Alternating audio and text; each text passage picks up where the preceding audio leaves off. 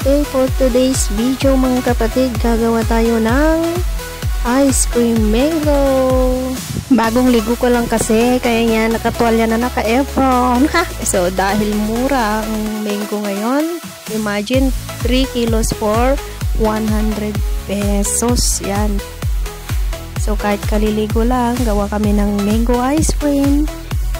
Nagkikrave po ang aking mga anak ng mango ice cream. No, shake, shake, shake, shake, shake, shake. Sabayan na ng sayaw para mas masarap. Diba?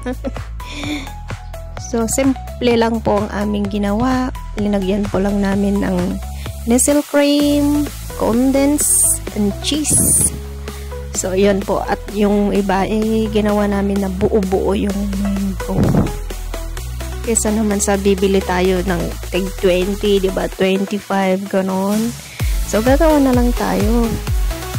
Ito yung tinatawag natin na homemade ice cream. Ayan. Dami kasing mangga ngayon. So, hindi na natin alam kung anong gagawin. So, ito po yung naisip ko. I-ice cream na lang yan. Kasi nga, kahit umuulan, mainit pa rin. Salamat. And this is it. Ito na ang finished products. Ang sarap tingnan. Ang ganda ng presentation. May buo-buo. So, linagyan ko nga. Diba? Tapos, lagyan pa natin ng toppings na mango. Minsan na akong gumawa nito kaya nagustuhan ng aking mga anak. Kaya sabi nila, Ma, gawa ka ulit ng ice cream. Kesa naman sa mag-pour nito. Di ba? Ang ganda ng presentation. Lagyan natin ng toppings na mango. Ang sarap-sarap talaga. Ang sarap best. At ilalagay na natin siya sa freezer.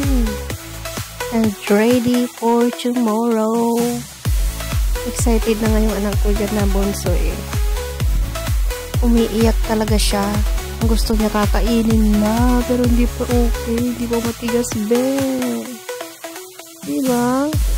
Hindi naman masasabing ice cream yan kung di pa patitigasin sa freezer. Diba, Ezekiel?